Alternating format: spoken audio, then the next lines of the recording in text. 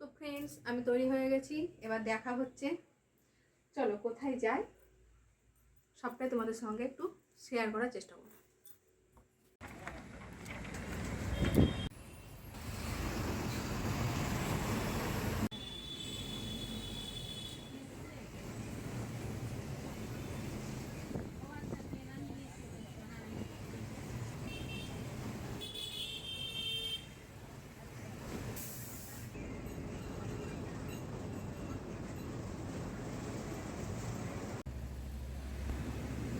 তো ফাইনালি চলে এসেছি আমি কালীঘাট মন্দির।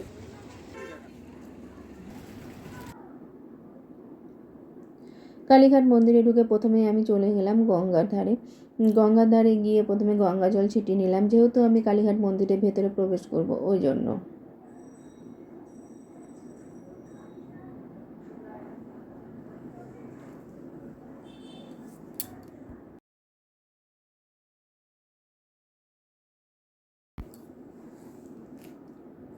জল টল ছিটিয়ে নেওয়ার পরে চলে গেলাম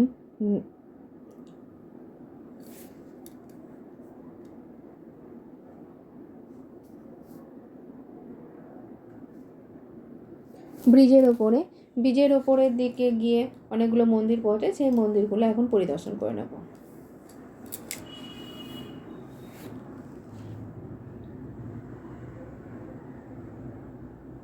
ব্রিজটা দেখতে অপূর্ব সুন্দর লাগছিল, ওই কারণে কয়েকটা ছবিও তুলে নিলাম ওখানে। এটা মা বগলা ও নবগ্রহ মন্দির। এবার চলে যাচ্ছি কালীঘাট মন্দিরের দিকে। ওই দূর থেকে দেখা যাচ্ছে কালীঘাট মন্দিরের চূড়া। দুই দিকে দোকান, সারি সারি দোকান। এখানে যাবতীয় ফুল মালা সমস্ত কিছু এখানে পাওয়া যায়, পুজোর উপকরণ। এখানে সমস্ত কিছু কিনে নিয়ে ভেতরে মন্দিরে প্রবেশ করা যায়। তো আমি আজকে পুজো দেবো না, আমি এমনি মন্দির পরিদর্শন করবো। এটা মন্দিরে বাঁদিকে পড়ছে রাধাকৃষ্ণর মন্দির, সেই রাধাকৃষ্ণর মন্দিরটায় আমি এখন প্রবেশ করলাম। রাধাকৃষ্ণের মন্দির থেকে বেরিয়ে সামনেই পড়ছে, ডান দিকেই পড়ছে মায়ের মন্দির। মায়ের মন্দিরের ভিতরে প্রবেশ করলাম। বাঁদিকে ভেতরে মন্দিরের ভেতরেও কিন্তু ফুলমালা বিক্রি হয়, সেখান থেকে কিনে নিয়ে কিন্তু পুজো দেওয়া যায়। ডান দিকে পড়ছে বাবা ভোলানাথের মন্দির।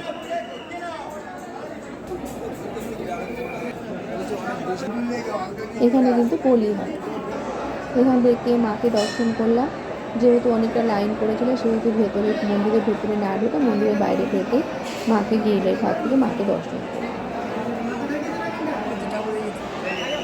মাকে দর্শন করে বেরিয়ে এসে ভেতরে পড়ছে একটা শিব মন্দির, সেই শিব মন্দিরের ভেতরে আমি এখন চলে যাব। শিব মন্দিরের ভেতরে প্রবেশ করে শিব মন্দিরকে ভালোভাবে পরিদর্শন করে নিলাম, করে নিয়ে এবার বেরিয়ে যাব।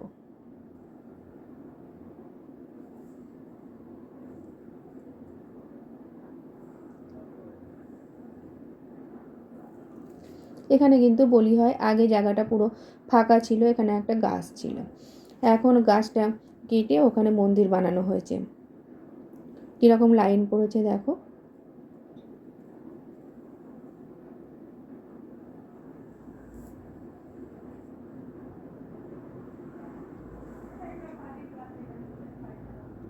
মন্দির দর্শন করার পরে আমি বাইরে বেরিয়ে যাব। এটা বাইরে বেরোনোর গেট।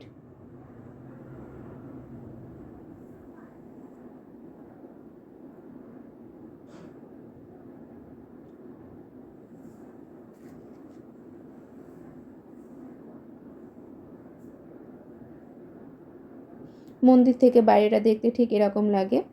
তো এবার চার সাইডে যে দোকানগুলো আছে সেই দোকানগুলো আমি একটু দেখে নিলাম, দেখে নিয়ে এবার চলে যাব গোপুর দোলনা কিনতে। এটা স্কাই ওভার।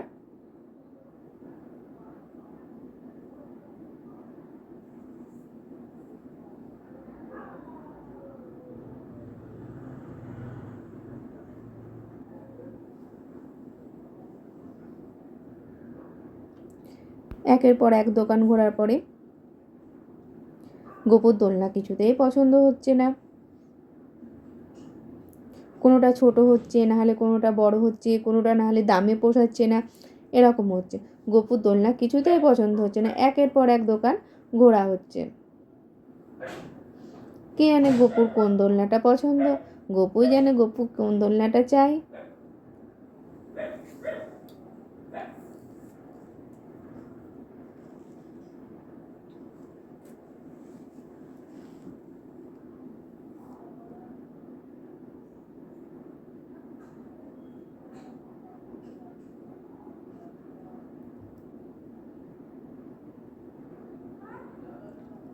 অনেক ঘোরাঘুরি দেখাশোনার পরে আবার একটা দোকানে ঢুকে গেলাম দোলনা কিনতে।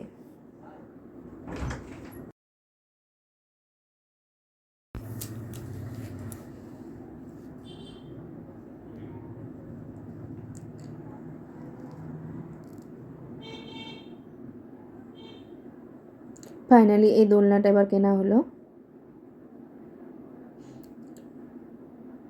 আর পাশে এই যে গোপুটা দেখা যাচ্ছে, এই গোপুর ওজন কিন্তু 5 কেজি। এরকম গোপু পরে আবার আমি একটা কিনে নিয়ে আসবো।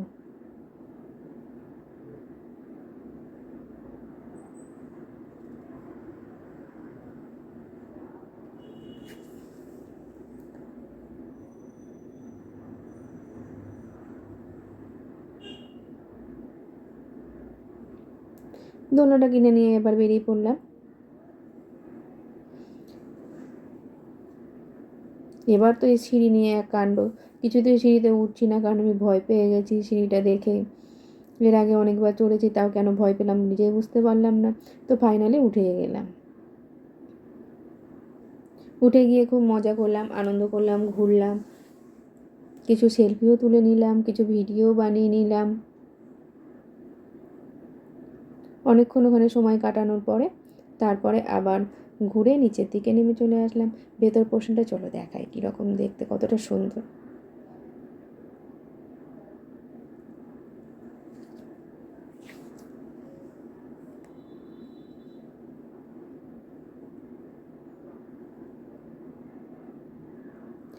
এটা ঢোকার প্রথমেই ঢুকেই